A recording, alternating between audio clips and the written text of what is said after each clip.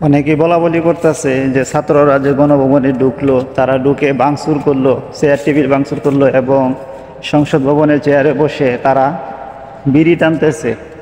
হ্যাঁ, তারা এগুলা অন্যায় করছে, এদের বিচার করা উচিত, এদেরকে বিচারের আওতায় আনা প্রয়োজন বা দরকার। কারণ এরা যে কাজটা করছে এটা পুরাটাই অন্যায় করছে, কারণ এরা অন্যায়মূলক একটি কাজ করছে। কারণ ভাঙচুর করা, লুটতরাজ করা এগুলা কোনো সভ্য মানুষ করতে পারে না।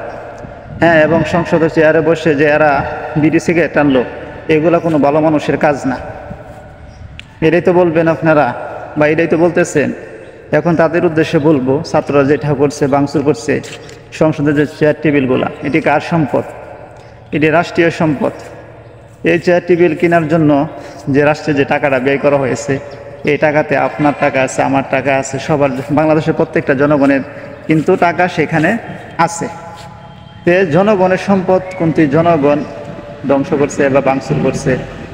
হ্যাঁ, এগুলো আবার আমরা আমাদের টাকায় আবার কিনা হবে, কারণ এগুলা কারো পার্সোনালি কারো বাপের টাকায় কিনা হয় নাই। এখন বিষয় হইলো যে অনেকে বলতেছেন তাহলে তারা যে সিগারেট খেলো, হ্যাঁ সিগারেট খাইছে, এটা কি দোষের কি হলো? এটা দোষের কি এখানে?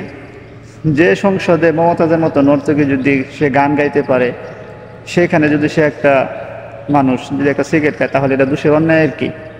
এবং ভাঙচুর করছে, মানলাম ভাঙচুর করছে, এগুলো তো আবার গড়া যাবে।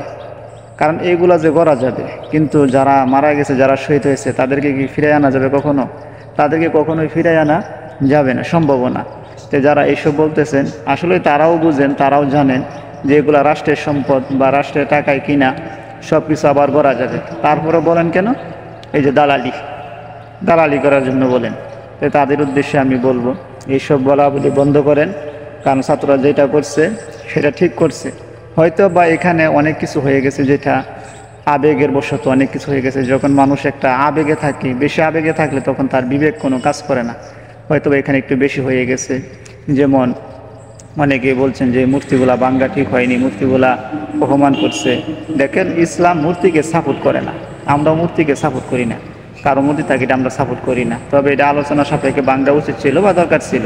কিন্তু এখানে যেটা করেছে যে তারা হয়তো বা মূর্তিগুলাকে জুতার মালা পরিয়েছে, পানিতে চুবাইয়েছে, যে সব করেছে, হয়তো হ্যাঁ এটা আমরাও মানি যে এটা অন্যায় করেছে তারা। কারণ উনি একজন সম্মানিত ব্যক্তি, শেখ মুজিবুর রহমান, উনি একজন সম্মানিত ব্যক্তি। তার ডাকে এই দেশ স্বাধীন হয়েছে, তার ঘোষণাতে, তার আহ্বানে তাকে আমরা সম্মান করি। দুষ করলে তার মেয়ে করেছে, তার মেয়ে জুলুম করেছে, অন্যায় করেছে।